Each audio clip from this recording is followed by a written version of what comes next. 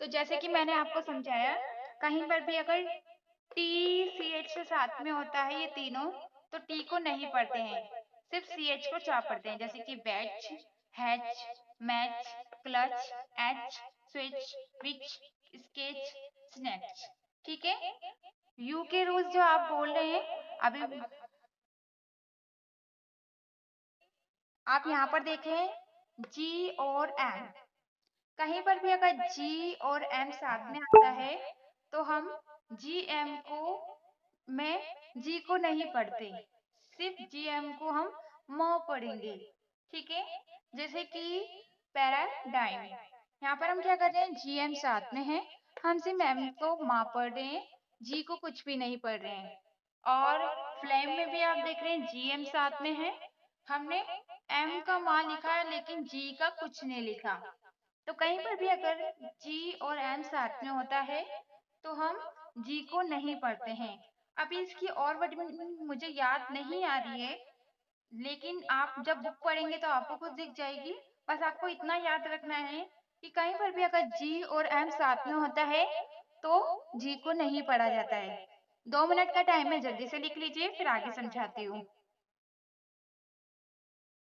तो जैसे कि आप लोग देख रहे हैं यहाँ पर जी और एन, जी और एन को हम क्या पढ़ रहे हैं, ना पढ़ रहे हैं। यानी कि कहीं पर भी अगर जी और एन साथ में होगा तो जी को नहीं पढ़ा जाता है, जी एम होगा तब भी और जी एन होगा तब भी।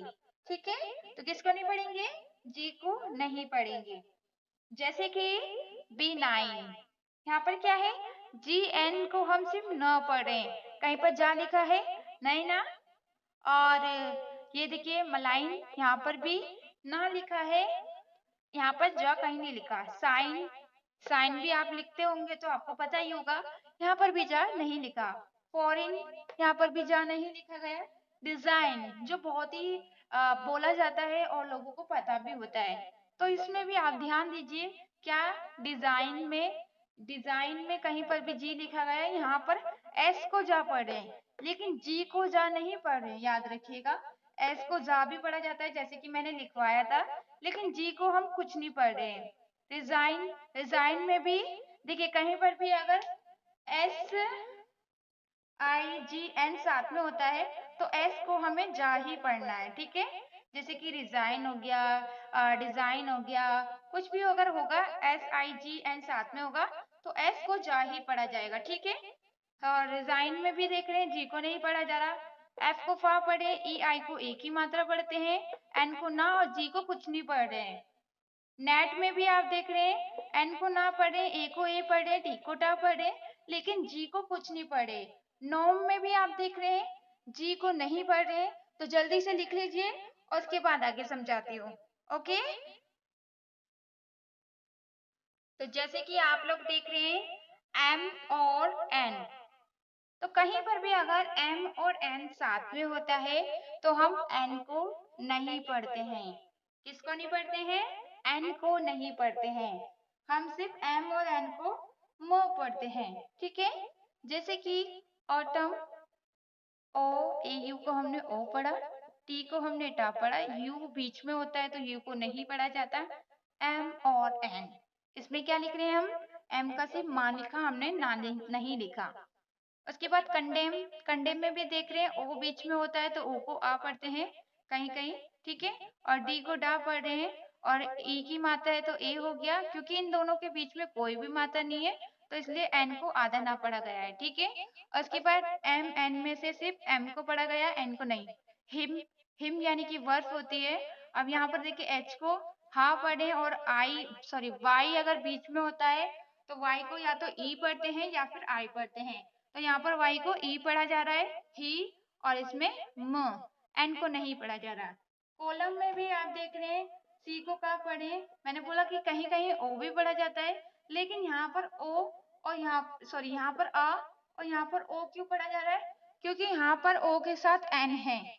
मैंने बताया था कहीं पर भी अगर o, r, o, n और आपका था o, n, o, n, t भी होता है, नहीं o, m, अगर कहीं पे भी साथ में होता है तो इनको अन पढ़ते हैं, है ना, और इसको अर पढ़ेंगे और इसको आम।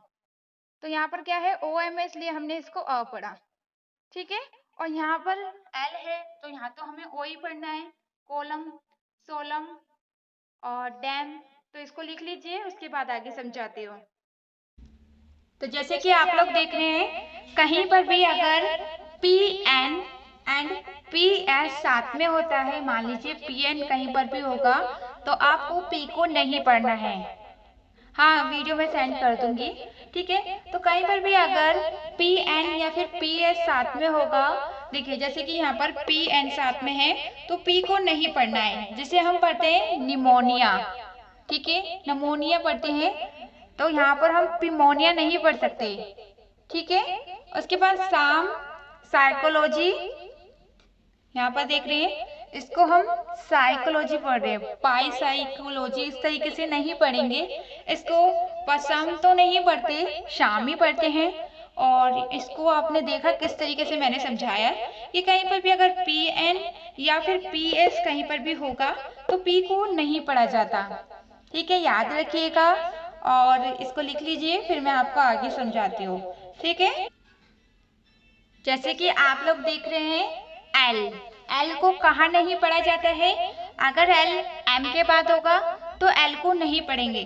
जैसे कि बाम, B को बा पढ़े, A को आ पढ़े, M को म पढ़े, लेकिन L को नहीं पढ़ रहे हैं। ठीक है, कुड, C को का पढ़े, OU को ऊ पढ़े और D को डा पढ़े, कुड। क्या हम इसे कुल्ड पढ़ते हैं? नहीं ना, हमें कुड ही पढ़ना होता है, क्योंकि L के बाद अगर D होता है तो हम L को नहीं पढ़ते हैं। फॉक, F को फा पढ़े, O को ओ पढ़े, K को का पढ़े, लेकिन L को नहीं पढ़ रहे हैं। यॉक, Y को या पढ़ते हैं, अगर शुरू में होता है, मैंने बताया था। O को ओ पढ़ते हैं, K को का पढ़ते हैं, लेकिन L को नहीं पढ़ रहे हैं। क्यों? L के साथ में है। हाफ, क्या आप इसे हाल्फ पढ़ते हैं? नहीं ना, इसको हमेशा हाफ ही पढ़ा जाता है। क्यों?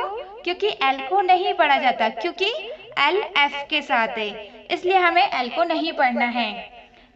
H को हमने ह पढ़ा, A को हमने अ पढ़ा। और अगर यहाँ पर देखिए, आप लोग थोड़े कंफ्यूज हो रहे होंगे कि यहाँ पर A को आ क्यों पढ़ रहे हैं। A तो बीच में है, कहीं पर भी अगर A और L साथ में होता है तो ज्यादातर इसे अल ही पढ़ा जाता है।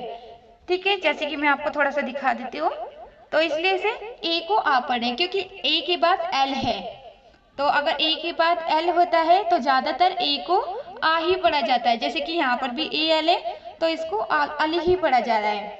ठीक है, तो काफ, काफ में भी आप देख रहे हैं कि LF, तो क्या कर रहे हैं हम, AL को अल पढ़ रहे हैं, जैसे कि मैंने बताया, और L को हम नहीं पढ़ रहे, F को फा पढ़े, काफ। तो समझ में आ रहा है ना कि L को कब नहीं पढ़ना है और L को कब पढ़ना है। इसीलिए हमने जब वो लिखा था वर्ड, जो मैं आपको समझा रही थी, जैसे कि मैंने कौन सा समझाया था मुझे याद नहीं आ रहा है, लेकिन मैं आपको बाद में बता दूंगी।